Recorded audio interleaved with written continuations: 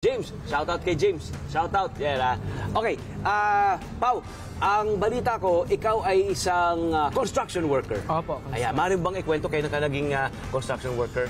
Nag-construction worker po since 2024, ay 23. Tapos, ano po, sa location po namin is sa Doña Carmen po. Doon po ako gumagawa ng mga pasupo ng halaman, yung mga ano po, base po para po malagyan po ng mga halaman po. Yun ang trabaho mo roon? Opo, yung point. Ilang oras, anong oras ka nagigising? Anong oras ka nagtatrabaho? 8 po yun nag-uumpisa, 8 ng umaga po. Tapos matatapos po kami ng 5 p.m. po. Opo.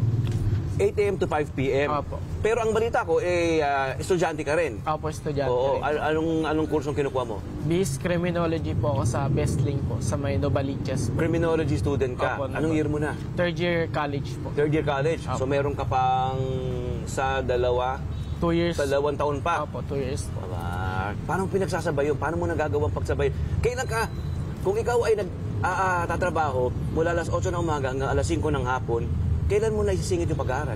Tuwing sa gabi po kasi may online class po kami. Ayun po yung nagiging oras ko po pag nag-aaral po ako. Yung 7 to 9 p.m. po. 7 ng gabi? Opo, 7 ng mag-start po ng 7 po, tapos matatapos po ng 9 p.m. po. Ang sipag mo, bro. Ang Opo. sipag mo. Opo. Paano mo pinagsasabay yun? Anong ginagawa mong pagmamanage? Ano lang po, una po sa lahat, syempre po, kay God po, lagi po tayong manalangin para po lagi niya po tayong gabayan po sa mga ginagawa po natin. Para i-bless niya na rin po tayo sa mga araw-araw na pamumuhay natin. Tapos po, sa tuwing umaga naman po, nagtatrabaho po ako ng 8 to 5, tapos sa pag-uwi ko po sa bahay, papahinga lang po ako ng 2 hours, tapos mag-online class na po ako sa school po namin sa Bestling. Paano yung mga gawaing pang-eskwela, yung mga homework, assignment? Homework po, nandun na po lahat po yung kasama na po yung ano po. Pinagsasabay ko na lang po sila sa tuwing umaga po. Tapos, kunyari po may homework po ako. Pag nasa work po ako, may break time po, doon po ako gumagawa po ng homework po. Yun. Ano naman sinasabi ng mga kasamahan mo sa construction? Nakikita ka nag-aaral, meron kang librong hawak o ginagawa kang mga natutuwa naman po sila po kasi ang sipag po daw pong bata. Oo naman. Alam ko mahirap ang trabaho bilang construction worker. Opo. Tapos mas mahirap kapag ikaw ay may pinagsasabay pang pag-aaral. Opo. Ano o sinong motivation mo ang nagiging inspirasyon mo? Nagiging inspirasyon ko po kasi si mama po tapos si papa na lagi po silang nagtatrabaho, lagi po silang wala sa bahay kasi po para po matugunan yung mga pangangailangan po namin.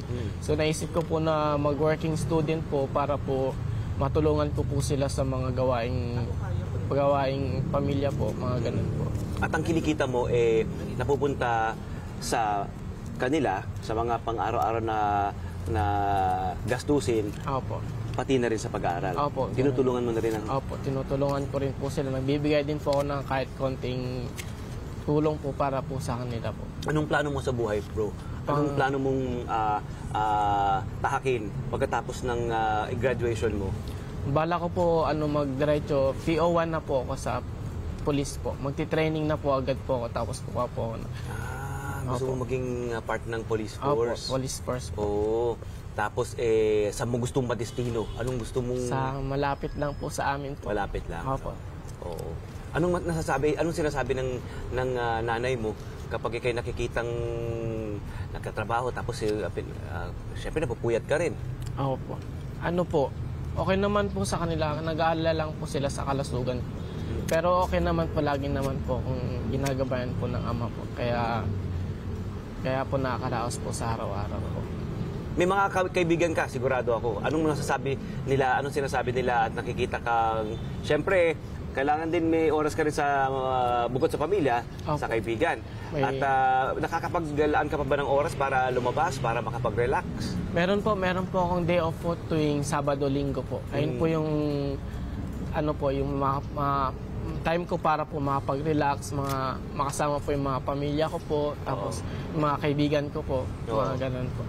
Maraming nanonood ngayon ng mga katulad mo, kaidaran mo. Anong may papayo mo sa mga kaidaran mo na working student din o nalalagay sa ganitong sitwasyon?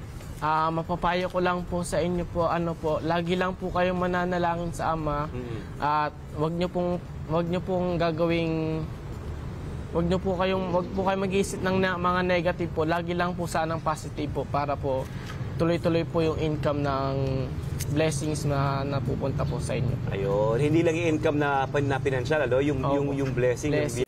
Hello po mga Kanet 25! Si Kuya Tony Pet po ito mula sa Love, Tony Pet and Everything. For more Love, Tony Pet and Everything updates, just click on our subscribe button and follow us on our Net25 social media pages at Net25 TV and at Net25 Entertainment Facebook. Magkita-kita po tayo!